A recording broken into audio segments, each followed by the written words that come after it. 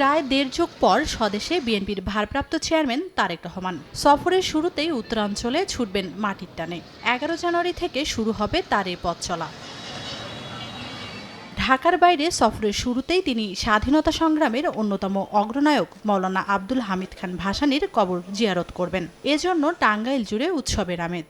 প্রিয় নেতাকে স্বাগত জানাতে নানা পরিকল্পনা নিয়েছেন জেলা বিএনপি। টাঙ্গাইলের জনগণ উৎফুল্ল চিত্তে আমাদের নেতা তারেক রহমানকে বরণ করার জন্য তারা প্রতীক্ষায় আছে। জনাব তারেক রহমানকে বরণ করে নেওয়ার জন্য আমাদের বিশ্ববিদ্যালয়ের সাধারণ শিক্ষার্থী এবং ছাত্রদলের ব্যাপক প্রস্তুতি রয়েছে। দল মত নির্বিশেষে শ্রেণী পেশার সকল মানুষই অধীর আগ্রহে অপেক্ষা করছে। টাঙ্গাইলের পর তারেক রহমান সফর করবেন উত্তরাঞ্চলের প্রবেশদ্বার সিরাজগঞ্জে। একই দিন বিকেলে সদরের বিসিক শিল্প পার্কে বিএনপির চেয়ারপারসন প্রয়াত বেগম খালেদা জিয়ার দোয়া মাহফিলে অংশ নেবেন। রেইনবো অলরাউন্ডার এক্সটেরিয়র পেইন্ট বাড়ির বাহিরের দেয়ালের সুরক্ষা নিয়ে থাকুন নিশ্চিন্ত, সাথে পাচ্ছেন 10 বছরের ওয়ারেন্টি। পরে বগুড়ায় স্মৃতি বিজড়িত জন্মভিটায় করবেন রাত্রি যাপন। পরদিন 12 জানুয়ারি অংশ নেবেন বেশ কিছু কর্মসূচিতে। তার এই সফর ঘিরে সেজেছে পুরো শহর।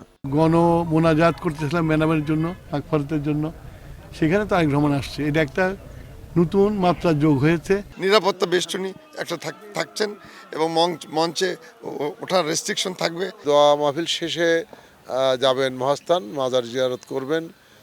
সেখান থেকে মোকামতলা একটি দোয়ার অনুষ্ঠান আছে, সেখানে অংশগ্রহণ করবেন, করে পীরগঞ্জ যাবেন। তারেক রহমানের সফর ঘিরে সর্বাত্মক নিরাপত্তা জোরদার করেছে আইনশৃঙ্খলা রক্ষাকারী বাহিনী। গুরুত্বপূর্ণ জায়গাসমূহ পুলিশ মোতায়েন সহ আমাদের গোয়েন্দা তৎপরতা সহ বিভিন্ন কার্যক্রম আমরা ইতিমধ্যে হাতে নিয়েছি। আমাদের পরিকল্পনা প্রণীত হয়েছে। সফর শেষে 14 জানুয়ারি ঢাকায় ফিরবেন তারেক রহমান। তানজিনা তাসনিম, সময় সংবাদ।